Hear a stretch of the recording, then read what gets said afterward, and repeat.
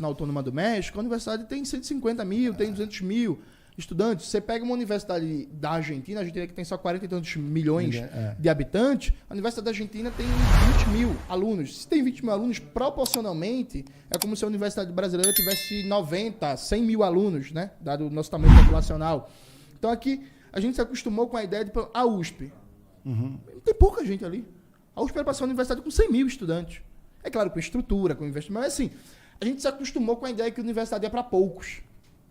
O próprio vestibular, veja, o vestibular não é um mecanismo de seleção de entrada. O vestibular é um mecanismo de exclusão da demanda a mais que tem frente ao número de vagas. Então o vestibular exclui, ele não seleciona. Ele exclui da universidade. Então a gente continua tendo uma universidade que serve no fundamental para reproduzir a condição de classe da classe média. Você é classe média, vem da família de classe média, você faz a universidade para ter um emprego mais qualificado, para ter um salário melhor e manter sua condição de classe média. É desligada dos problemas do Brasil. Então, seu exemplo de engenharia, por exemplo. Um dos sintomas que a universidade brasileira está de costas para os problemas do país é que não se pensa que a formação do engenheiro tem que estar associado a um projeto de transformação radical do Brasil que garanta a complexidade produtiva.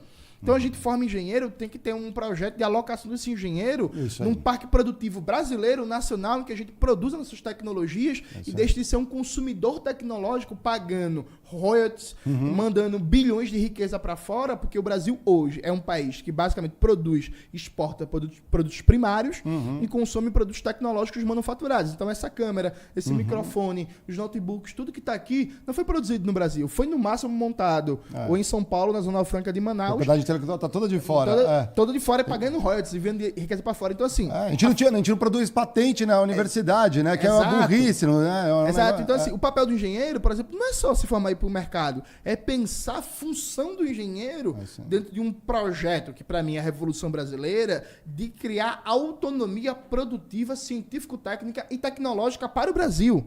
Né? Então, a galera brinca assim, o engenheiro no Brasil virou Uber. Pô, isso é uma das marcas da tragédia do Brasil. Então quer dizer que a gente investiu uma riqueza coletiva pública para criar uma estrutura para formar um engenheiro e depois esse engenheiro está sendo Uber? Tá errado.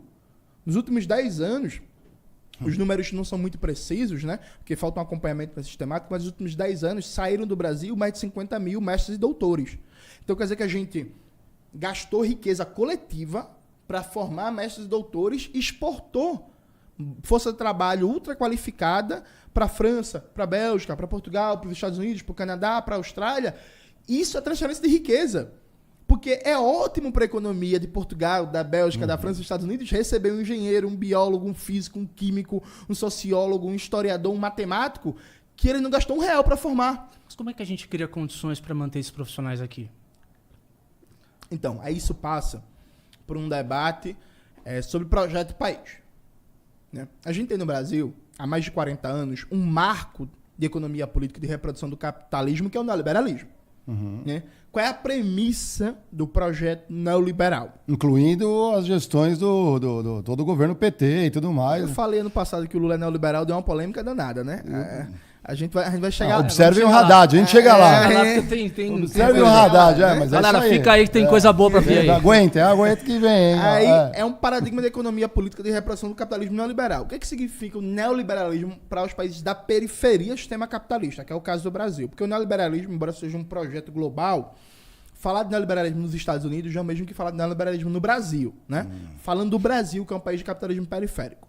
O Jaime Osório, ele chama o neoliberalismo de novo padrão de especialização produtiva. O que significa isso? Até 1930, 1940, a maioria dos países da América Latina, basicamente, eram países que produziam algum produto primário.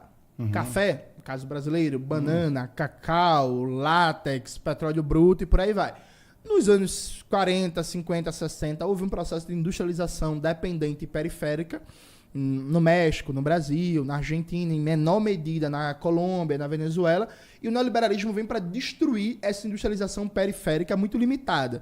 Então você tem um novo padrão de especialização produtiva, que é os países da periferia do sistema capitalista vão ser fornecedores de produtos primários, basicamente. Então você privatiza tudo que é empresa pública, né? Você entrega para o capital estrangeiro. Acaba com a indústria. Você desmonta órgãos públicos voltados para planejamento e para fomento da ciência e tecnologia e da indústria nacional. Você acaba com políticas de proteção do mercado interno. Você criminaliza a política industrial. Você criminaliza ferramentas de desenvolvimento de uma indústria nacional, como a política de compras governamentais voltadas para o setor nacional. Você criminaliza até algo básico, que é, por exemplo, o governo FHC acabou com a distinção constitucional que existia entre empresa nacional e empresa estrangeira. Então, hoje, a Ford do Brasil, ela é juridicamente uma empresa nacional. Só que isso não existe. Não existe Ford do Brasil. A Ford é uma empresa estadunidense. Não existe Volkswagen do Brasil. Volkswagen é uma empresa alemã. Não existe Fiat do Brasil. Sabe? Mas o governo FHC acabou com isso. Então, você cria um paradigma que é o desenvolvimento capitalista brasileiro, ele vai ser centrado na produção de produtos primários, na renda da terra. Então, agronegócio, mineração, exploração de petróleo bruto, isso de um lado. De um outro lado, você vai ter uma financiarização da economia, então você tem um papel cada vez maior do rentismo, da especulação financeira. Os países da periferia do sistema capitalista vão ter de maneira consistente a maior taxa de juros do mundo, que é o caso do Brasil há mais de 30 anos, para atrair capital especulativo e remunerar a partir de juros e serviços da dívida pública, por exemplo. E aí você tem um tipo de dinâmica econômica em que a economia é cada vez mais dependente de importar tecnologia e de importar produtos complexos, produtos manufaturados. A dinâmica interna é cada vez mais dependente da renda da terra, do agronegócio, com os bancos, os fundos de investimento, o capital financeiro controlando cada vez mais e uma indústria cada vez mais raquítica, cada vez mais destroçada, cada vez mais débil. E na prática, inclusive, é até problemático falar-se de indústria. Porque, por exemplo, o que a gente chama de indústria, no geral, é uma montadora. Ela não está produzindo todas as dimensões fundamentais daquele produto. Não estão interligadas tampouco. Não estão interligadas. E também não está produzindo, não está fazendo o P&D, né? A pesquisa e desenvolvimento, não está produzindo os elementos mais complexos. Ela monta um conjunto de peças em que o monopólio estrangeiro distribui a produção de boa parte dessas peças pelo Sudeste Asiático. A matriz fica com a produção de tecnologia, fica com design, com a comercialização, com o controle das cadeias produtivas, com todo esse elemento de gestão da empresa, e a empresa no Brasil monta. Tá pior, tá? O pesquisa e desenvolvimento hoje está no Brasil, estão usando o capital intelectual para desenvolver lá fora. Exatamente. Que agora você tem essa, né? Você pode trabalhar de qualquer lugar, né? Principalmente no setor de TI. Você recruta aqui no Brasil, a galera tá no Brasil trabalhando, mas todo o desenvolvimento disso fica nos Estados Unidos, na Alemanha, o cara fala assim, França, tô bem, tô ganhando em dólar. Mas a economia brasileira tá perdendo, porque ele tá ganhando em dólar, mas é desenvolvido o produto lá fora que a gente vai pagar royalties e transferir riqueza para fora depois. Né? Aí ele fala, não, mas tá movimentando a economia aqui, porque esse dólar ele tá gastando no Brasil. Aí você fala, mas isso não é sustentável. Exato. Então, veja, enquanto existe esse paradigma da economia política, enquanto a gente estiver no regime capitalista neoliberal, e para mim o neoliberalismo é uma fase do capitalismo, não é uma política econômica só. É uma fase histórica do capitalismo. Esse país ele não tem futuro. Basicamente é isso. Quando a gente não tiver um projeto anti-neoliberal, um projeto de revolução brasileira, um projeto popular, revolucionário, nacionalista, anti-imperialista, o Brasil não tem futuro. Por quê? Vamos pegar um exemplo do governo Lula. 1 e 2. Foi bom? Em alguns aspectos foi. Aumentou o poder de compra do salário mínimo. Muita gente deixou de passar fome, Muita gente deixou de passar fome, reduziu a fome. Aumentou o papel do crédito para as camadas populares. E as pessoas puderam consumir muito mais, comprar eletrodomésticos de linha branca. Fez políticas industriais importantes, como, por exemplo, para a indústria naval. A indústria naval estava destruída pelo governo FHC. O governo Lula recuperou, basicamente dizendo que as plataformas da Petrobras iam ser produzidas no Brasil. Tudo que pudesse ser produzido no Brasil seria produzido no Brasil. Isso reativou a indústria naval, deu um apoio para a indústria petroquímica, com a Petrobras aumentando seus investimentos, construindo mais refinarias, como a refinaria Abreu e Lima, lá de Pernambuco, a Renest. Beleza. O impacto global lá na economia, o impacto na economia local lá foi bom? Sim, foi. Em alguns aspectos, né? Tem um elemento problemático porque afetou muitas comunidades locais, comunidades pesqueiras, comunidades tradicionais, expulsou muita gente, a galera foi expulsa de suas terras, muita gente morreu de depressão. Tem um debate mais complexo aqui. Mas o que eu quero dizer? Mesmo com todos esses elementos do governo Lula, vamos lá, gente. O Brasil nunca erradicou a fome. Essa história que o Brasil... Atenção, gente. Vou até olhar pra câmera. O Brasil saiu do mapa da fome do governo Dilma. É verdade. O que é que saiu do mapa da fome? É ter menos de 3% de fome. Quando o Brasil saiu do mapa da fome no governo Dilma, o Brasil tinha 3,8%, 3,9% de pessoas passando fome. Isso é sair do mapa da fome. Mas significa que tinha 9 milhões de pessoas passando fome.